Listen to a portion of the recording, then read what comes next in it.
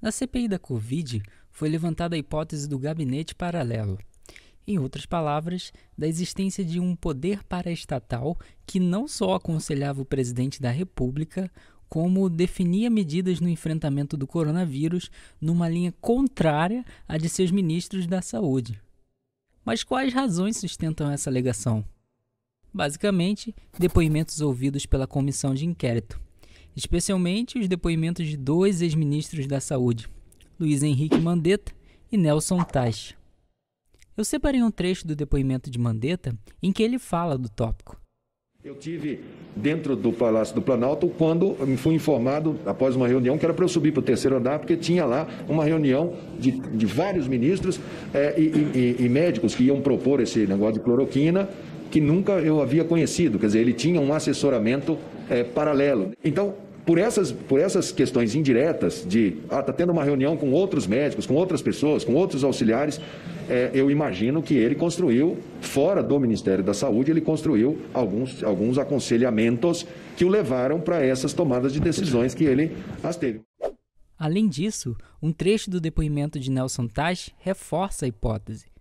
Aquela semana teve uma fala do presidente ali na saída da Alvorada, onde ele fala que o ministro tem que estar afinado, e cita o meu nome especificamente. Na véspera, pelo que eu vi, tem uma reunião, acho que com empresários, onde ele fala que o medicamento vai ser expandido, e aí no dia seguinte eu peço a minha exoneração. Uma pergunta interessante aqui é, com quem o ministro da Saúde deveria estar afinado? Com os empresários? Outras falas também constituem evidência para a existência desse gabinete. Curiosamente, uma delas veio de um dos filhos do Bolsonaro, o senador Flávio Bolsonaro, na tentativa de defender o presidente diante da comissão. Agora, se quer ouvir alguém que dá conselho para o presidente da República, eu vou dar um nome. Chama o pastor Silas Malafaia aqui. Esse fala quase diariamente com o presidente e influencia o presidente. Chama ele aqui, vê se não influenciou alguma coisa, eu vou... Essa fala é confirmada pelo próprio líder religioso pastor Silas Malafaia, o qual declarou numa entrevista para a Folha de São Paulo. Pode colocar aí, o pastor Silas Malafaia fala quase que diariamente. Fui lá no Palácio do Planalto 6 vezes, de março de 2020 para cá. Em 3 dessas, mais de 3 horas de reunião.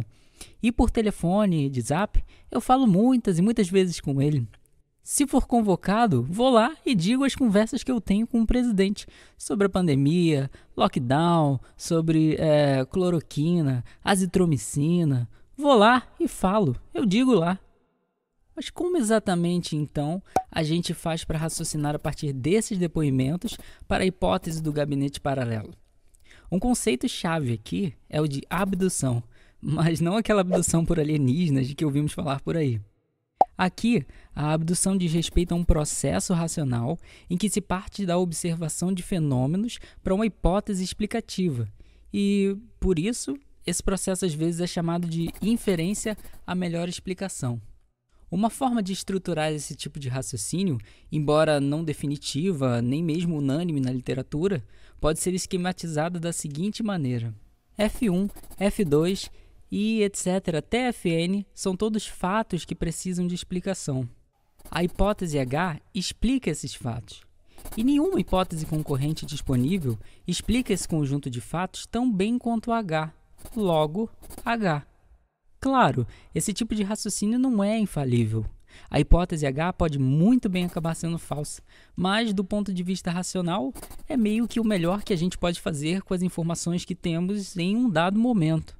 No caso do gabinete paralelo, me parece bem razoável que as reuniões que Mandetta disse que haviam sem seu conhecimento com outros médicos e ministros, situações semelhantes envolvendo tais como reuniões com empresários para promover a cloroquina e o depoimento do próprio filho do Bolsonaro e do Malafaia, em que se reconhece o contato constante e influência do líder religioso sobre o presidente da República, bem, tudo isso somado me parece justificar, ao menos provisoriamente, a existência desse gabinete de aconselhamento paralelo.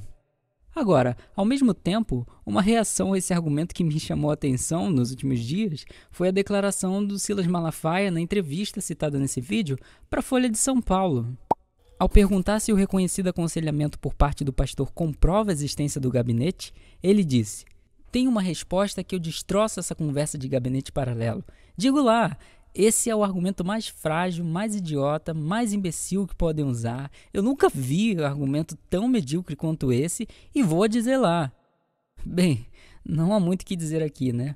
Se é que essa fala conteve algum argumento, estandardizando, o máximo que teríamos seria o seguinte: o argumento do gabinete paralelo é o argumento mais frágil, idiota e imbecil que podem usar. O argumento do gabinete paralelo é o argumento mais medíocre que eu, Silas Malafaia, já vi. Logo, o argumento do gabinete paralelo falha em justificar a existência do aconselhamento paraestatal. Esse argumento claramente é um argumento não cogente e, ainda mais, um argumento circular, ou seja, um argumento que, no final das contas, não justifica racionalmente a conclusão de que a hipótese do gabinete paralelo é ruim, mas pressupõe na própria premissa do argumento essa conclusão. Claro, o Malafaia poderia dizer que ainda não explicou direito porque o argumento é ruim e que o fará se e quando prestar seu depoimento, mas, até lá, dá para dizer que a resposta inicial foi péssima do ponto de vista da lógica.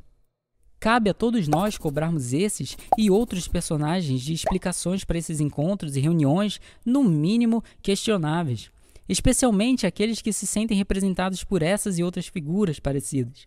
E vocês? O que vocês pensam dessa história toda? Deixa aí nos comentários. E para fonte de consulta e informação, os links das referências seguem na descrição do vídeo.